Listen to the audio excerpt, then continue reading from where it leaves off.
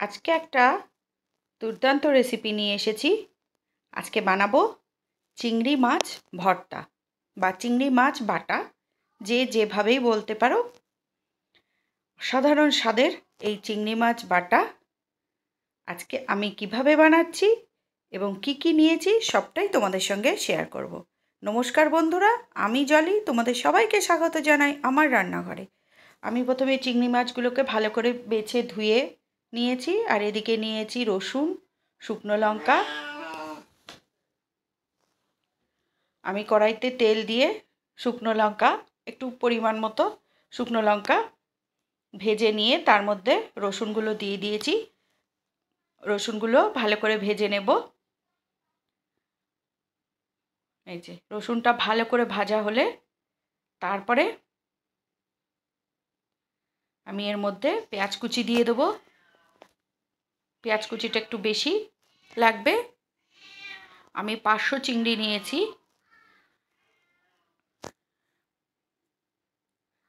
সেই আন্দাজে সব জিনিসগুলো নিয়েছি।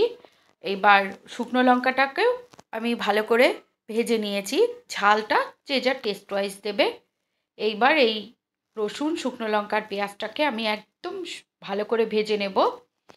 ভালো করে ভাজা হলে তারপরে আমি বাকি ইনগ্রিডিয়েন্টসগুলো অ্যাড করব। আমি 2টো কাঁচা লঙ্কা দিয়ে দিলাম আর একটা টমেটো কেটে দিলাম। দিয়ে আমি সমস্তটা ভালো করে ভেজে নেব। আর এই চিংড়ি মাছ ভর্তা গরম ভাতের সঙ্গে অসাধারণ লাগে।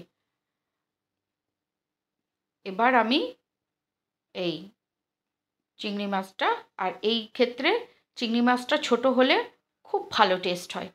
বড় চিংড়ির থেকে ছোট চিংড়িতে, আমি চিংড়ি মাছগুলো দেখো কীরকম ছোট ছোট চিংড়ি নিয়েছি। এই ছোট ছোট চিংড়িতে এই চিংড়ির ভর্তার টেস্টটাই আলাদা হয়। এবার আমি পরিমাণ মতো নুন, হলুদ আর একটু চিনি দিয়ে দেবো। নুন, ঝাল, মিষ্টিটা যে যার টেস্ট ওয়াইজ দেবে। এই যে আবারও আমি এটাকে ভালো করে ভেজে নেব। একদম চিংড়ি মাছটা ভালো করে জলটা একদম শুকিয়ে একদম শুকনো ভাজা হবে। তারপরে আমি গ্যাসের ফ্লেমটা বন্ধ করব। এটা আমার ভাজা প্রায় হয়ে গেছে। এবার আমি গ্যাসের ফ্লেমটা বন্ধ করে এটাকে ঠান্ডা করে নেব।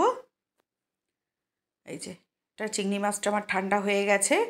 এবার আমি এটাকে মিক্সিতে পেস্ট করে নেব। এটা শিলপাটাতেও বাটা যায়, কিন্তু আমি মিক্সিতে করি।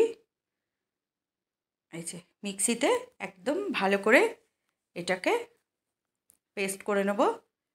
এই যে আমার পেস্টটা এরকম হয়ে গেছে। এবার আবারও আমি এটাকে কড়াইতে নেড়ে নেব। এবার কড়াইতে সর্ষের তেল দিয়ে, আর এই রান্নাটা সম্পূর্ণটাই সর্ষের তেলে হবে। সর্ষের তেল ভালো করে গরম করে চিংড়ি, মিক্সিতে যে পেস্ট করা চিংড়িটা বাটাটা সেটা দিয়ে দিয়েছি। দিয়ে এবার শুধু নাড়তে হবে। আর নুনটা, ঝালটা একটু টেস্ট করে দেখতে হবে। যদি কম থাকে তাহলে একটু নুন দিয়ে দিতে হবে। নুন, ঝাল, মিষ্টি এটা যে যার টেস্ট ওয়াইজ দেবে। এই যে সম্পূর্ণ পেস্টটা দিয়ে, এটা মেনলি আমি আমার ননদ আর ভাগ্নির জন্য বানাচ্ছি। আমার ভাগ্নি খুব খেতে ভালোবাসে এই চিংড়ি বাটাটা। ওদের আসার কথা আছে, সেই জন্যই আমি এটা বানিয়ে রাখছি। এই যে, আর এটা খাওয়ার পরে আমি ভয়েস ওভার দিচ্ছি বলে বলছি, সবাই এই ভর্তাটা খেয়ে মানে খুব ভালো বলেছে। সেই জন্যই বলছি, যারা এখনও পর্যন্ত চিংড়ি মাছের এই ভর্তাটা খাওনি তারা একদিন একটু বানিয়ে দেখো, দেখবে মানে মুখে লেগে থাকবে, নেক্সট দিন বানাবেই।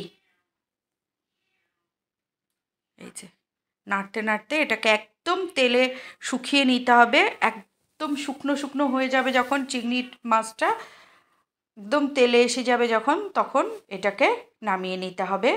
আমার এটা প্রায় রেডি হয়ে গেছে। এই যে একদম শুকিয়ে গেছে। এবার এটাকে আমি গ্যাসের ফ্লেমটা বন্ধ করে এটাকে নামিয়ে নেব।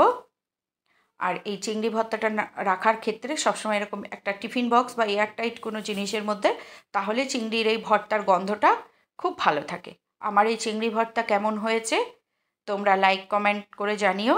ভালো লাগলে আমার চ্যানেলটাকে একটু সাবস্ক্রাইব করে দিও।